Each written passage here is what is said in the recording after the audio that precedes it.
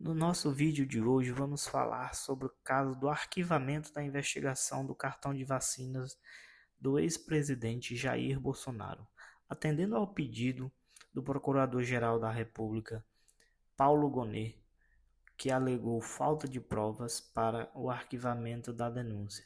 Com base nesse pedido, o ministro Alexandre de Moraes fez o arquivamento dessa investigação e também o PGR argumentou que a delação premiada de Mauro Cid, peça-chave no inquérito, não foi corroborada por outras provas, tornando-se insuficiente para a ação penal, conforme exigido pela legislação. Em entrevista, o advogado de Bolsonaro destacou que a prática de fish expedition, ou seja, busca de provas com base em pescaria, tentando levantar prova, pode ter ocorrido no caso, o que é condenado pelo STF. Não se esqueça de se inscrever e curtir para que possamos continuar produzindo mais vídeos. Eu converso hoje com o advogado penal, Rafael Paiva. Oi, doutor Rafael, boa tarde. Obrigada por participar com a gente aqui no Café em Brasília. Olá, Neila, tudo bem? Boa tarde a todos e o prazer é todo meu. Espero poder colaborar trazendo algumas informações jurídicas sobre esse assunto que realmente está dando o que falar. Bom, vamos começar então por essa última notícia. O ministro Alexandre de Moraes acabou arquivando de fato o pedido do Procurador-Geral da República sobre o caso do cartão de vacina de Jair Bolsonaro. Lembrando que só de Jair Bolsonaro, isso porque Mauro Cid, por exemplo, teve o seu caso enviado para a Justiça Comum. Agora, eu te pergunto, doutor Rafael, existe algum motivo ou qual foi o argumento do Procurador-Geral da República para arquivar esse caso específico, já que a gente está falando mais uma vez da delação, da colaboração premiada de Mauro Cid? Pois é, Neila.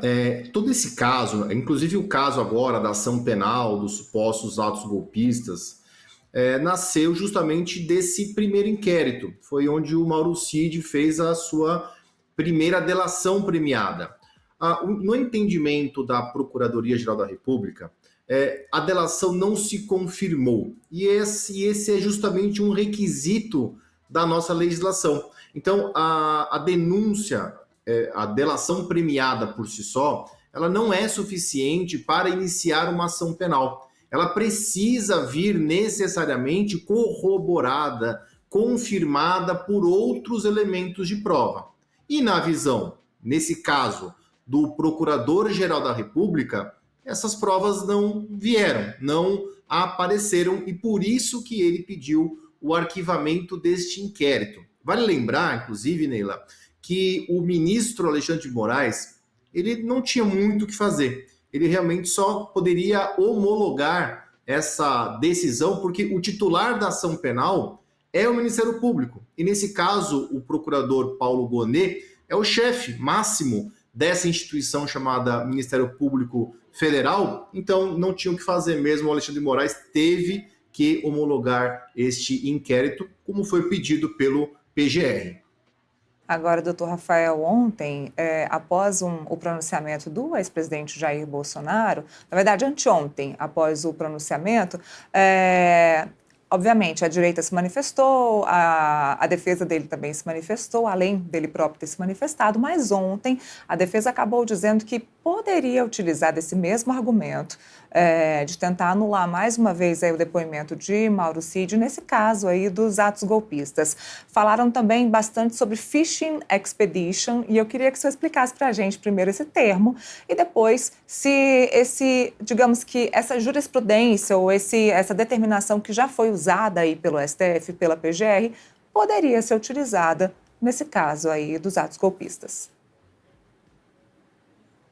Bom, o Fishing Expedition, ele é uma prática investigativa condenada pelos tribunais superiores, inclusive pelo próprio STF. E o que seria essa prática? É uma pesca probatória que é muito ruim. Então, por exemplo, a polícia apreende um celular e começa a procurar coisas erradas no celular para ter uma prova de um crime. Então, sendo que o âmago, o instituto nosso aqui da prova é o contrário. Então, se tem uma prova para depois ser confirmada por uma apreensão, por exemplo. Então, essa pesca probatória é justamente isso. É buscar em algum documento, em algum local, ou em algum telefone, algum e-mail, algo que possa incriminar alguém. Então, é justamente essa busca, essa ânsia investigativa da polícia ou do Ministério Público de buscar provas que possam incriminar alguém. Vale lembrar que o próprio Supremo Tribunal Federal condena essa prática e, no caso aqui, me parece que sim, foi praticado um pouco do Fishing Expedition. Agora, precisamos ver qual que vai ser o resultado disso no julgamento que se aproxima. Tá? Agora, com relação à sua primeira pergunta sobre a delação do Mauro Cid, a minha análise é de que uma coisa não tem necessariamente a ver com outra. Então, o fato do Procurador-Geral da República ter pedido o arquivamento naquele momento com relação ao inquérito das vacinas não significa que, com relação aos atos golpistas do dia 8 de janeiro, ele tenha encontrado outras provas. Agora, um ponto fundamental para a gente trabalhar aqui também é que essa delação do Mauro Cid, e isso não é uma invenção minha, Neila, é a própria jurisprudência do STF. É uma colaboração premiada que deveria, pelo menos, ser anulada. Por quê? Ela foi colhida de forma totalmente irregular. Então, nós tivemos, inclusive, casos recentes da Lava Jato, em que o Supremo Tribunal Federal anulou delações premiadas. Por quê? Por exemplo, não foram gravadas. Então, uma regra obrigatória, a delação tem que ser 100% gravada, do começo ao fim. No caso do Mauro Cid, pelo menos é o que a defesa alega, não foi gravado 100%.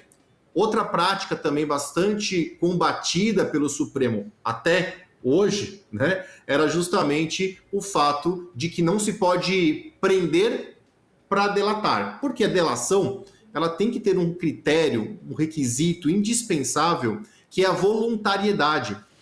Se eu não me engano, o próprio ministro Barroso, mas com certeza um ministro da Corte, chamou essa prática, num outro caso, de a tortura do século XXI. Então, é uma prática de se prender, cortar os laços da pessoa presa com os familiares, que é o que aconteceu com o Mauro Cid, para que ele delate. Então, no caso do Mauro Cid, isso ficou ainda mais latente, porque ele começou uma delação, depois foi solto, disse que tinha sido coagido a delatar até o que não sabia, foi preso novamente, depois deixou de ter contato com a família, e aí fez uma nova delação, e nessa nova delação, após ele realizá-la, ele foi libertado. Então, é uma delação que gera muitas dúvidas. Evidentemente que só a delação por si, ela não pode ser suficiente. Então, o objetivo aqui da Procuradoria-Geral da República vai ser demonstrar que, além da delação, possui outras provas. E detalhe, não podem ser provas que venham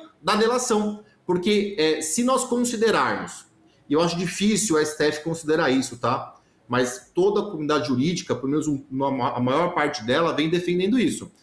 A partir do momento em que o STF declare essa delação nula, todas as provas que nasceram dela também são consideradas nulas. É o que a gente chama de teoria dos frutos da árvore envenenada. É uma teoria jurídica, mas que encontra amparo até na Bíblia. Até lá escrito lá, a figueira podre vai dar frutos podres. Então, a delação do Mauro Cid, finalizando aqui meu raciocínio, ela gera bastante desconforto e vai ser uma briga muito grande. A defesa com certeza vai buscar essa nulidade dessa delação, ou dessas delações, que foram algumas, no âmbito desse processo.